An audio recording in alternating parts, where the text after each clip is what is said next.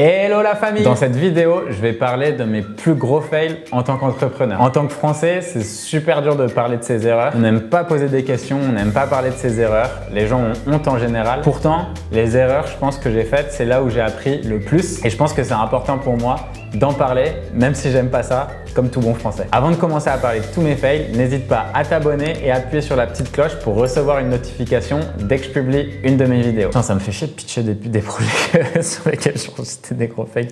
Pour mon premier fail, je vais parler de la toute première boîte que j'avais montée avec mon père, qui était une marque de t-shirt qui s'appelait Paris reste un rêve. Comme mon père faisait de la sérigraphie, donc il pouvait imprimer sur des tissus, le but en fait c'était de lancer une marque de t-shirt en coton bio et il fallait que le coton soit traçable. Si vous savez un petit peu comment est-ce qu'on produit du coton, en fait il y a énormément de personnes qui sont maltraitées, qui font travailler les enfants, etc. dans la chaîne de production du coton.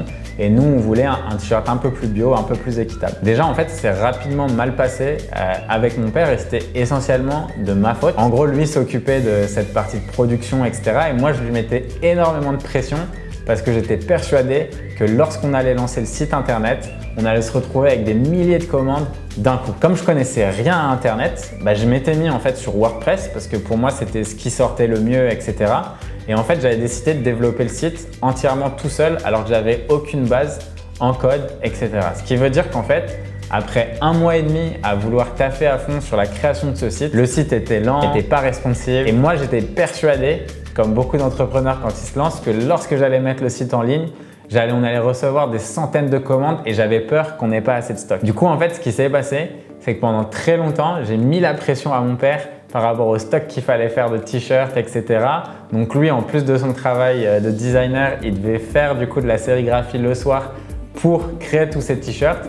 Et moi, à côté, je bossais sur le site, j'avais créé une petite communauté autour de Paris, etc. afin de pouvoir lancer ce site-là. Ce qui s'est passé du coup après 3 mois de travail, c'est que quand on a lancé le site en live, on a eu que quelques commandes, mais pas des milliers, pas des centaines, on a dû en avoir 3 ou 4. Donc pour moi, c'était vraiment un gros fail parce que je m'attendais, je m'étais dit ok, on n'aurait pas du tout assez de stock, ça va être la folie, etc. Au final, pas du tout. La leçon que j'en ai tirée déjà de 1, n'essayez pas de vous créer des problèmes avant qu'ils soient arrivés. Là en l'occurrence, un problème que je me suis créé, c'est que j'ai mis énormément de pression sur mon père par rapport à la production, par rapport au fait que le site marchait pas, etc. Alors qu'en soi, les problèmes n'étaient pas là, on n'avait même pas eu une commande. Dans un premier temps, ce qui est important, c'est déjà de bien se renseigner. Typiquement, avant de vous lancer avec un type de site internet, regardez tout ce qui se fait. Je connaissais pas par exemple Shopify à l'époque, alors qu'en vrai, pour lancer des produits e-commerce, c'est généralement le plus simple. Une fois de plus, ne vous rajoutez pas des problèmes lorsqu'ils n'existent pas.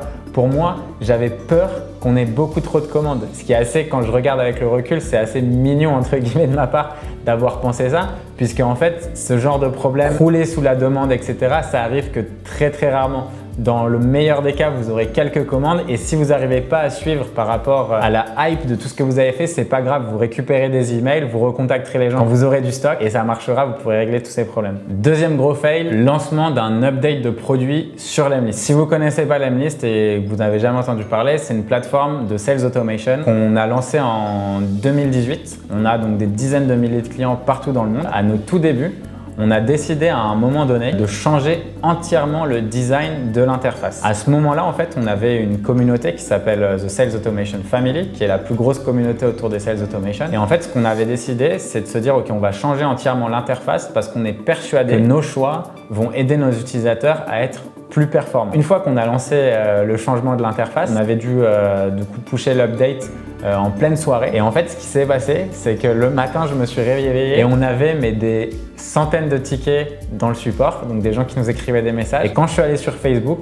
j'ai vu qu'il y avait peut-être une dizaine de posts où j'étais tagué dedans, où je me faisais insulter parce que les gens ils retrouvaient plus du tout ce qu'ils avaient fait sur Lemlist, c'était le bordel, ils comprenaient plus rien et ils étaient super énervés contre nous, etc. etc. Du coup j'ai appelé Vianney et François parce qu'à l'époque en fait, donc c'était au cours de nos 6 premiers mois je pense, ça devait être le 6e mois après qu'on ait lancé Lemlist. Donc je les ai appelés en panique, les gars ça va plus du tout l'interface, on reçoit genre on a des centaines de tickets, etc. Donc j'étais à fond à essayer de répondre à tout le monde. Sur Facebook c'était le gros bordel, etc. Donc bref, cette erreur globalement c'était changer entièrement l'interface sans l'avoir montré à tes power users. Donc si tu développes un SaaS, donc un software ou une plateforme ou une app, peu importe, passe du temps avec tes utilisateurs, Si tu dois faire des gros changements dans l'application, crée des groupes de testeurs, montre-leur, récolte du feedback et itère avant de trouver une version qui marche très bien. Dans cette histoire, on a eu de la chance, c'est que les gens qui étaient là, globalement, on avait créé une relation assez forte avec eux. Donc en fait, on a passé du temps avec eux. J'ai passé toute ma journée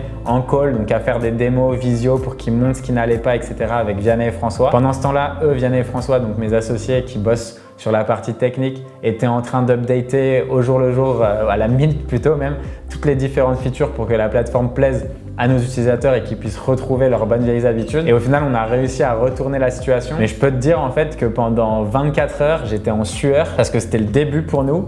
On avait quand même à l'époque quelques centaines d'utilisateurs.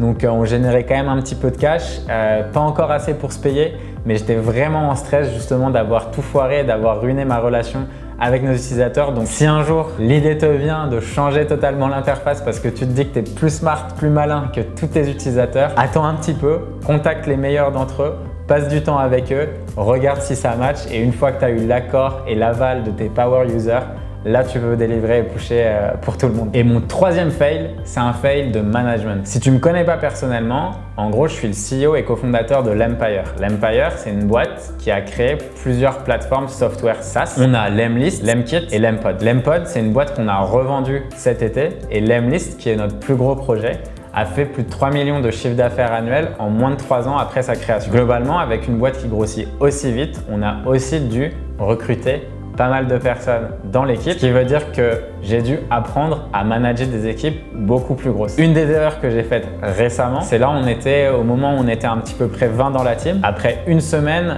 on avait recruté beaucoup de personnes. Je me suis rendu compte qu'il n'y avait pas beaucoup de process qui avaient été mis en place. J'étais très frustré par la façon dont les équipes travaillaient, etc. Et du coup, j'ai un peu pété un câble. Moi, de base, donc j'ai du sang assez méditerranéen, ma mère est italienne. Donc en fait, je suis arrivé un jour dans le bureau avec beaucoup de frustration par rapport à tout ça. Et du coup, j'ai pris toute l'équipe market que j'avais recrutée et je leur ai passé un peu un gros savon, un petit peu comme le vieux père de famille qui arrive pour gueuler. Et du coup, ça, c'est un truc qui n'a pas forcément été bien reçu par les équipes. Et donc, je sais, j'ai admis que j'avais fait une erreur parce que, et c'est un truc du coup que je vous conseille d'éviter. Si vous avez un feedback à faire à vos équipes, essayez de le faire individuellement de façon très précise. Parce qu'en fait, ce qui s'est passé, c'est que quand j'ai pris toute l'équipe à part, j'ai mis un peu tout le monde dans le même panier, alors que certaines personnes n'avaient pas du tout à être justement dans ce panier. Donc l'idée, c'est plutôt calmez-vous, essayez de prendre genre grande inspiration, réfléchissez bien au problème. Le mieux, moi, un conseil que je vous donne, c'est de tout écrire. Écrivez-le pour vos one-to-one, donc quand vous allez faire des réunions avec les gens, et passez du temps à faire du feedback qui soit qualitatif. Si vous êtes intéressé d'ailleurs par comment donner du feedback, etc., je peux faire une vidéo dessus parce que comme je sais que j'ai fait cette erreur, j'ai passé beaucoup de temps à lire sur le sujet et j'ai un vrai process maintenant qui fonctionne ultra bien. Une fois que vous donnez votre feedback, passez du temps avec chaque personne parce que en fonction des personnes avec qui tu travailles, tu vas voir du coup que potentiellement certaines personnes ont des sensibilités qui sont un petit peu différentes. Il y a des gens pour qui ils adorent que tu sois ultra direct, qu'il n'y ait pas de bullshit, c'est cash et c'est pas grave et on passe à autre chose. Et il y a d'autres gens qui ont besoin que ça soit un peu plus formulé de façon un petit peu différente, etc., etc. Et du coup, le fait d'être en one-to-one, l'avantage c'est que tu vas pouvoir adapter ton message à chaque personne et donner du feedback ultra actionnable. J'espère que cette vidéo t'a plu et que tu as pu apprendre un petit peu de mes échecs. Si ça t'a plu et que tu veux que je parle plus souvent parce que des échecs, j'en ai plein, donc n'hésite pas à me le dire en commentaire. Abonne-toi à la chaîne et aussi clique sur la petite cloche pour recevoir toutes les notifications quand je publie une vidéo. Donne-moi des feedbacks, j'en ai besoin aussi pour progresser et faire bouger la chaîne, donc j'attends vraiment tes commentaires, je réponds à tous les comments, donc n'hésite pas. À très vite, ciao.